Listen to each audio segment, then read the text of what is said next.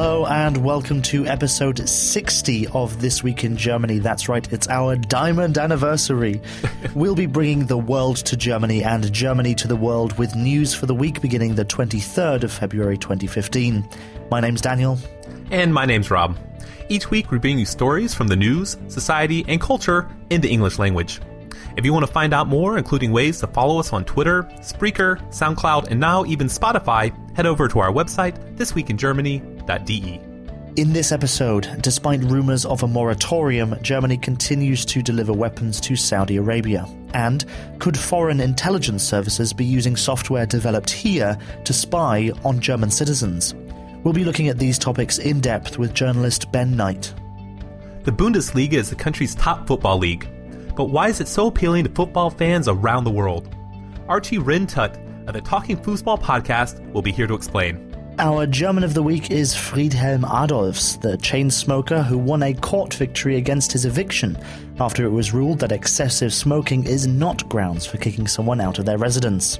In our travel segment, we're going to show you why you might want to check out the old town of Naumburg and its historic cathedral. All that plus the rest of the week's news in brief coming up.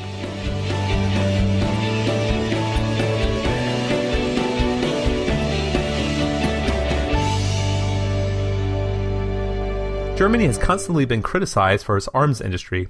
While defense ministers have been reluctant to engage troops in war, often in recognition of its past, the country has sold billions of euros of weapons to countries around the world. In fact, in 2013 alone, new and officially sanctioned orders from non-EU and non-NATO countries reached 3.6 billion euros.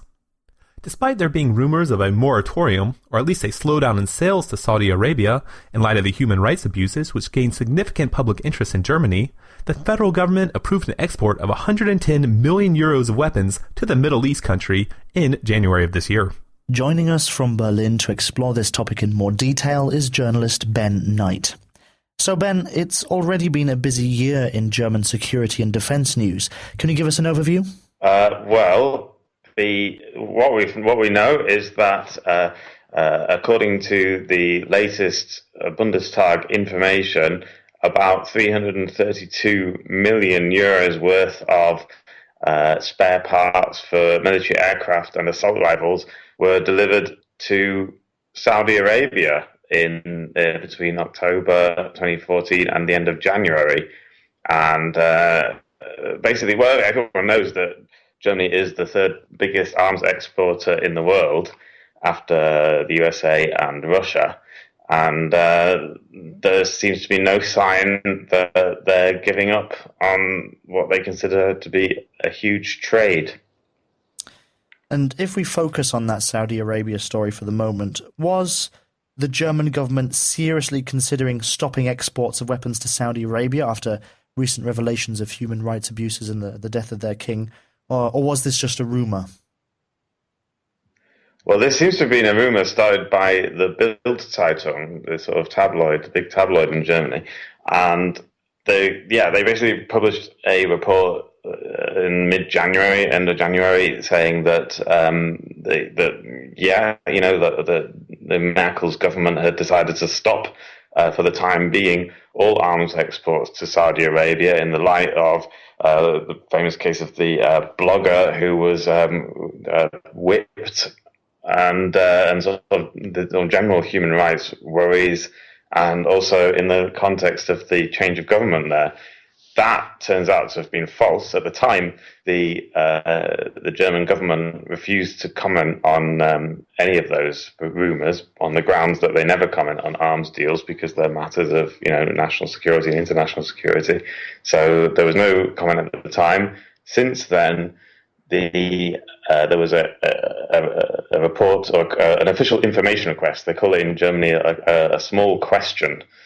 To the Bundestag, where the sort of MPs can ask a question to the government and it has to be answered. So the answer from the government came through about, yes, in fact, not only have they continued selling weapons and military equipment to Saudi Arabia, but they are going to continue. In fact, it hasn't stopped at all, and it's in fact got more, if anything.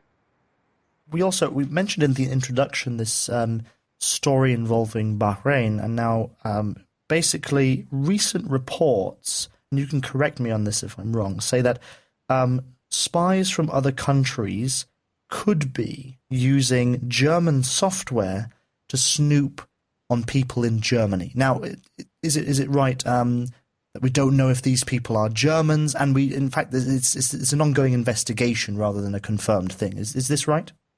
Yeah. Okay. Well, we're talking about a specific software called Fisher, made by a company called Fisher, which was first developed in Munich, and it's essentially a computer virus that can be used for surveillance. You once you've uploaded it onto a computer via a fake email, you can essentially turn that computer into a surveillance device. You can turn the cameras on, you can turn the microphones on, you can take screenshots, you can record keystrokes, you can basically record everything that computer sees or does. It can record Skype conversations, everything. And this software was developed in Germany and sold by a company called Fisher around the world. Now, Fisher denied ever selling it to countries which have a questionable human rights record, such as Bahrain is one of them. There's also Uzbekistan, Ethiopia is another one. But various international groups such as Privacy International and Bahrain Watch are basically sure that it must have been sold to those countries because activists who have been, some of whom have been arrested by Bahraini security forces, have been found with this virus on their computer. So they must have been tracked down, and it seems very unlikely that anyone other than the Bahraini government would have access to this virus, to this malware, and would be able to use it and would need to use it against these people. This all comes back to a lot of intelligence-related leaks that have come out recently, or in the past few years even, including the one saying that the United States snooped on Angela Merkel's phone and many others besides. But as we've seen in the past, the government would likely argue that the ties between Germany and Saudi Arabia, Germany and Bahrain, the United States and so on, are too strong to be broken by controversies over human rights abuses and spying and whatever there might be that Germany might not agree with, and that this strong relationship is mutually beneficial for both sides. Will anything be done about the recent revelations with the potential spying from Bahrain, with the United States snooping that we saw in the past couple of years, and also with the human rights abuses in Saudi Arabia? Will anything be done to stop weapons exports to these countries, to break some diplomatic ties after intelligence scandals? Will anything be done by the German government, or will it just be brushed off and said that it's better for us to just stay friends?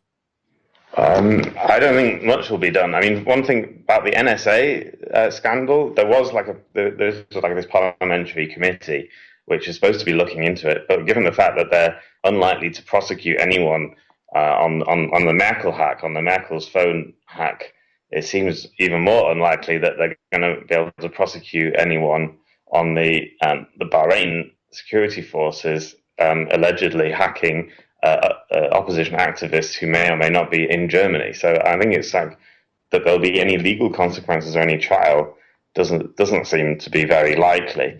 I think what is more likely is that there could be more pressure on these kinds of companies through the press and through politicians, through opposition politicians, through MPs, basically putting a stop to this, because obviously it can't be in Germany's interests to be spreading surveillance malware around the world that could be used on anyone. It's not just. I mean, the thing about the NSA is that, the NSA is part of the USA, and the USA is one of our allies, and they're like on our side, right? But that's one thing. But when you're selling the software to whoever's going to bid for it, and you don't know where it's going to end up, and it's the same with the weapons. Germany sells these Heckler and Koch, for example, Heckler and Koch assault rifles, they sell them all over the world.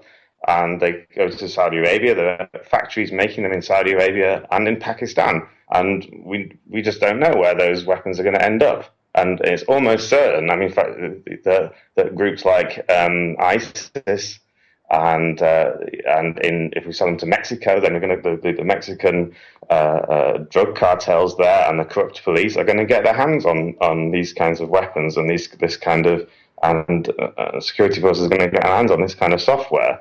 I mean, it's just it's sure, like, it's important that we maintain good ties with America or with Saudi Arabia, but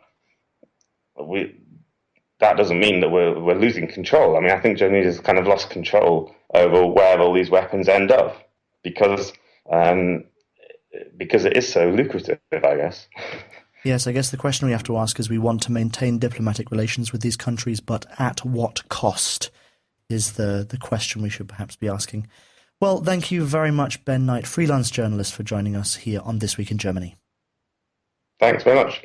If you want to read more from Ben Knight, including his article on the German arms trade, visit benknight.de.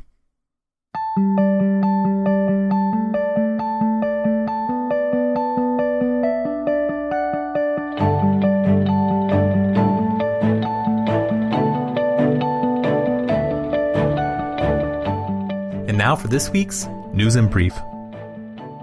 The Chancellor of Germany, Angela Merkel, has been doing a lot of travel recently, trying to produce results in resolving the conflict in Ukraine. Last week, she had many meetings in North America, Europe, as well as Russia. Now, this week, she took a trip to Vatican City to meet with the Pope. She met with Pope Francis to discuss Germany's role and commitment to help reach a peaceful solution in Ukraine. Merkel and the Pope also discussed issues like poverty, women's rights, health, and the environment. Many of these topics will be forefront when Germany hosts the upcoming G7 summit that is in June of this year.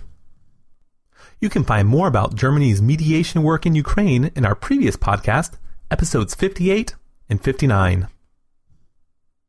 Earlier this past week, the German finance minister, Wolfgang Schäuble, said that he has some serious doubts that Greece will have the solution to resolve their debts when their Eurozone finance chiefs meet Monday in Brussels this week. Schäuble believes that Greece has lived beyond its means for quite some time, and they have acted financially irresponsibly. He said that Greece had been on the right path for a solution to their money issues, but the new government that had recently been put in power did not want to follow the same guidelines. The new government in Greece proposed a type of Euro-wide social welfare system that all members would have to pay into. They hoped that this might be a solution to the financial crisis, but Schäuble, as well as other countries' financial experts, said that this was a waste of time, and that a single country cannot expect others to always pay more. A meeting this Monday is taking place with hopes of finding a solution for Greece. Time is not on their side, and money in Athens is quickly running out. Learn more about a previous meeting between the German and Greek finance ministers on This Week in Germany, episode number 57. The former executive of Rolls-Royce, Carsten Mühlenfeld, has now been put in charge of the new Brandenburg-Berlin airport.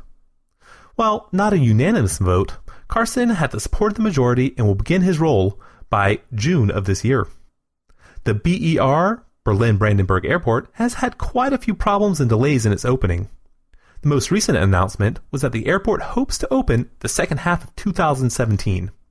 That is 6 years from when it was initially scheduled to start operations. Berlin's mayor, Michael Müller, said that Berlin and Brandenburg's main concern was getting this airport to open. They believe that an executive with good communication skills, like Carsten Mühlenfeld, is the person to get that done.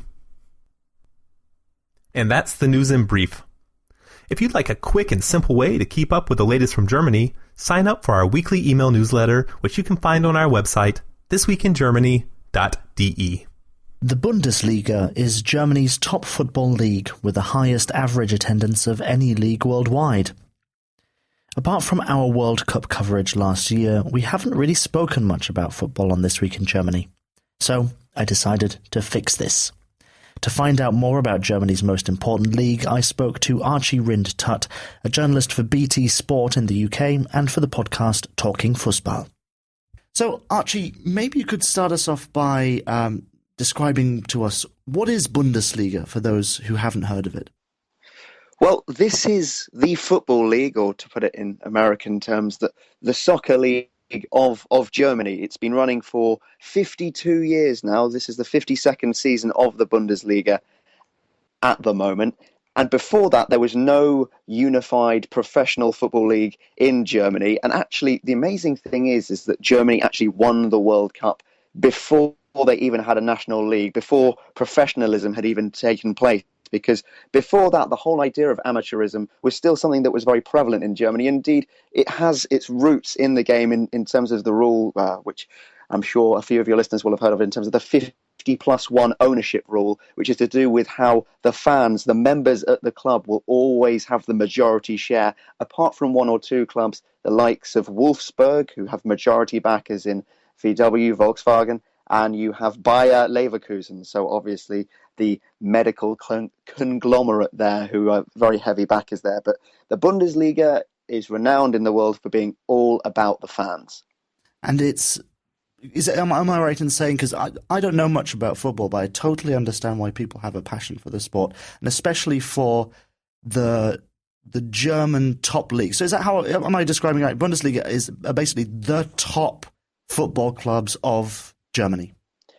Exactly. You have the 18 best teams competing against each other, though I say the 18 best teams. If you look at some of the results this season, for example, Bayern Munich, the record champions in Germany, won the Bundesliga over 20 times. They thrashed Hamburg, historically a big club in the Bundesliga, and in fact the only one who have been there for every single year of the Bundesliga's existence. They thrashed them by 8-0, which was their heaviest ever defeat in their history. So there may be a bit of disparity in some of the results, but Bayern Munich at the moment are the side that are miles ahead of everyone else. They're on course to win their third successive Bundesliga title, or Meisterschale as they call it. And it is a competitive league, though, compared to other major European football leagues. You look at the Premier League, there have been more winners in the Bundesliga, more different winners over the past 20 years than in the Premier League, than in the likes of Serie A and La Liga. La Liga particularly was,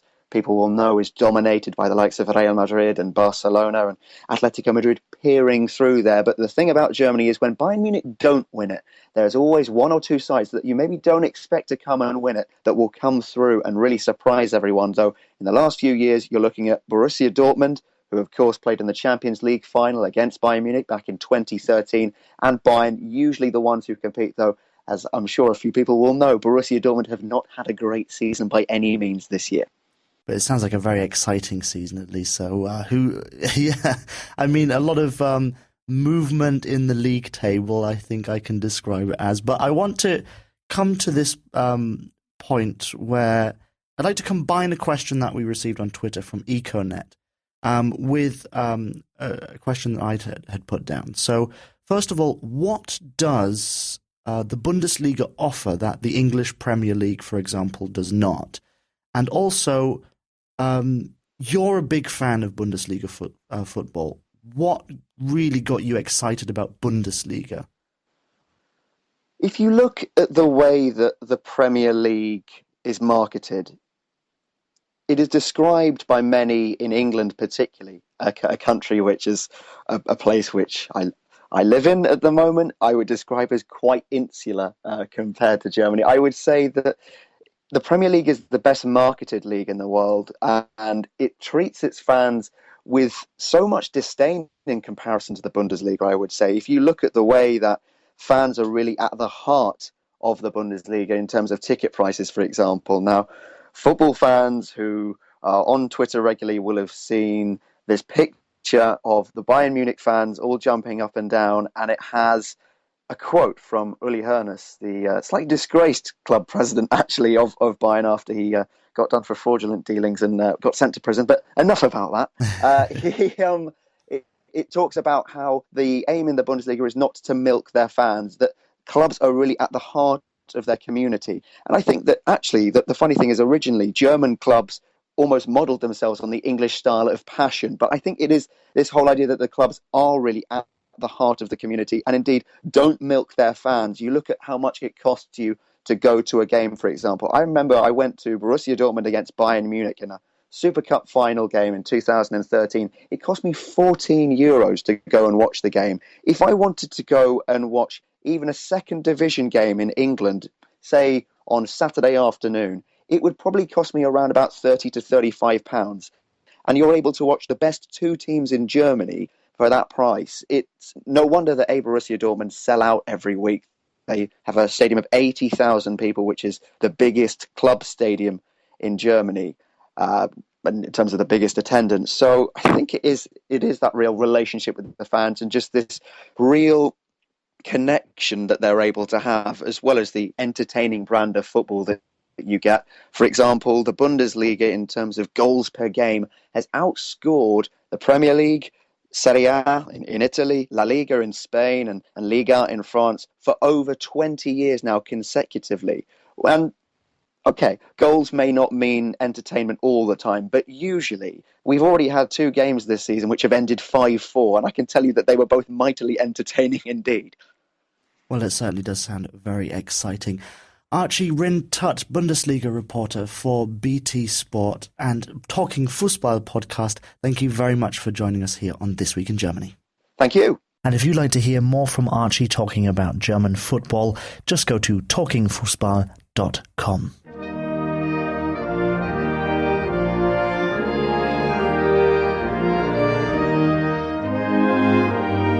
Coming up right now is Destination Germany. We're taking you on a journey somewhere in the country that is well worth a visit, whether you're a tourist or a permanent resident, a foreigner, or a German citizen. Here we'll be covering the famous sites as well as those little-known corners of Deutschland. All that matters is showing you that Germany is an interesting and exciting place to visit. If you enjoy the destinations that we talk about each week, check out our website, thisweekingermany.de, and we'll have photos of each week's destination. Last week's destination was something very easy to get to. It was outdoors and can be enjoyed in any season. We went to the Grunewald area in southwest Berlin. It's a forest that's about 20 minutes or so outside the main city area of the nation's capital and has many trails and attractions to visit. You can hike or stroll along the wooded paths, visit memorials, check out the old Cold War listening post, and in general have a relaxing time out in nature. All of this is just a quick train ride from the centre of Berlin. So go back to last week's episode if you want to hear about that. But where are we off to this week? This week we're going to find out why you might want to take a trip to my area of Germany. We're going to my state of Saxony-Anhalt, and we're going to the south, where you're going to find a small town. It's old. It's the center of the Castle District, as well as the center of the northern wine-growing area in the country. It's the town of Naumburg, and we're going to focus on one of its major attractions, the Naumburg Cathedral. So before we get to Naumburg Cathedral, could you tell us a little bit about the city? So you already got my attention with the wine and castles. Yes, the town is pretty old. It dates back to about 1000 AD, and it was a very important trade route crossing until the Leipzig Fair became popular, and traffic diverted away from Naumburg. Now it's a medium to small-sized city, but it has a powerful atmosphere. Much of the city has become modern, but there's still a medieval old town which draws a lot of visitors. And in the middle of this area is the Naumburg Dome, which is a Protestant cathedral of St. Peter and Paul. So there's a church, most likely very old, of course, but there are many beautiful old churches in Germany to visit. So what makes this one so unique? Okay, it is pretty old. It started out as a castle founded by Eckhart I over 1,000 years ago, which made this entire city what it is today. At the time, it was pretty small compared to the huge Gothic structure that it has become today. You may find old churches and even cathedrals in many large and small towns across Germany, but this one is massive. Not only is there a museum inside the church, it's big enough that there are guided tours daily. That, with the surrounding gardens, Romanesque and early Gothic architecture, and the surrounding town, make Naumburg Cathedral really stand out. So what can you expect from the museum? The permanent exhibit tells about the church and the region throughout history. It also showcases the art, painting, and sculptures that reside there. One of the most famous being the West Choir sculptures entitled The Most Beautiful Women of the Middle Ages. You know the story of Snow White and the Seven Dwarfs, right? Yes, of course. Well, then you might remember the evil queen who was the main antagonist trying to undo Snow White because she was just so jealous of her beauty. The Disney company actually modeled their cartoon of the evil queen after one of the statues in the cathedral in Naumburg. She was modeled after the Countess Ute von Naumburg. You mentioned this was found in the permanent exhibition. Does that mean they have special exhibitions as well? They do. There are almost always art and history exhibitions going on there for a limited time. It's in an area of the cathedral called the Treasure Vault. Right now, there's a show that highlights masterpieces of contemporary stained glass. But you want to catch this exhibit pretty fast because it's only here until the middle of March. But, starting in May, a show entitled Lines Between Earth and Sky will be starting. This is a show on burial culture, and it showcases grave plate engravings between the 13th and 17th centuries. Well, that sounds a bit exciting and a little macabre. Anything else of note? I started mentioning that there are gardens around the cathedral. These are quite remarkable and usually change during the season. Visitors can walk around the outdoor areas and view all sides of the cathedral. There's also a nice outdoor cafe if you want to stop and have a coffee while you soak up the atmosphere. Next up, our German of the Week section, where we put the spotlight on a prominent person from this week's news, a German citizen or even a foreigner who we deem an honorary German, who's had an effect, for better or worse, on German culture, society, or politics. Our German of the Week this episode is 76-year-old Friedhelm Adolfs. While this senior has seen much in his life, we chose Friedhelm due to the story that started for him in 2012. He had been living in the same apartment in Dusseldorf for 40 years when some of his neighbors started registering complaints against him with the landlord. Friedhelm is an avid smoker. The use and smell of cigarettes started to bother some of the other tenants, as well as the landlord. In 2013, Friedhelm was issued an eviction notice, which he took to the court as he did not want to leave the home for which he lived in for nearly half a century. The court said that the tenant could not be evicted for smoking indoors, but combined with the complaints that he was not taking efforts or precautions to keep the smell out of the building's hallways or other apartments, and that he refused to open his windows or empty his ashtrays, the court sided with the landlord, and Friedhelm must leave. Friedhelm, as well as the German Association of Renters, were not satisfied with the results and appealed the case. Since then, he has become sort of a hero to smokers. Many are not thrilled that they're being forced to go outside or move to specific zones where they're legally allowed to smoke. This past week, the Supreme Court, the BGH, has overturned the previous court decision and said that Friedhelm could remain in his apartment. As for the evidence that the courts had collected earlier was insufficient for an eviction. Friedhelm said that he was happy with the outcome. Now it will be up for the court's prosecution to try and put together a new case against Friedhelm to try and prove that he was breaking a clause in his renter's agreement. And that brings us to the end of episode number 60. We'd like to thank you for leaving your ratings and reviews on iTunes. This 5-star review from Michael Michov in the German version of iTunes reads, "It is so refreshing to listen to the news and culture in Germany in a language I understand so well. A fantastically produced podcast with all the right elements, mixture of topics, professional execution, and educational elements. An excellent podcast for all expats." Wow, thanks for the great review. If you're an iTunes subscriber, please leave us a 5-star rating or review. That's one of the ways you can support us and our podcast for free. It helps us find more listeners, and we might even read them out on the program. This Week in Germany is produced by me, Daniel Winter. It is written and presented by myself and Rob Bishop, and our correspondent this week was Ben Knight. You can find his website with more in-depth reporting at benknight.de. And we'd like to thank you, Archie Rhind-Tutt, who spoke to us this week about the Bundesliga. You can hear him regularly on the podcast Talking Fußball. If you're interested in hearing more about German soccer, go to talkingfußball.com. If you'd like to get in touch, subscribe to us in iTunes, get weekly email updates, or follow us on Twitter, Facebook, Spreaker, or SoundCloud. All the details are at thisweekingermany.de. We now also have a Spotify playlist of modern German music. You can find the link to that on our website too. Thank you for listening. We'll be back next Monday with more of This Week in Germany.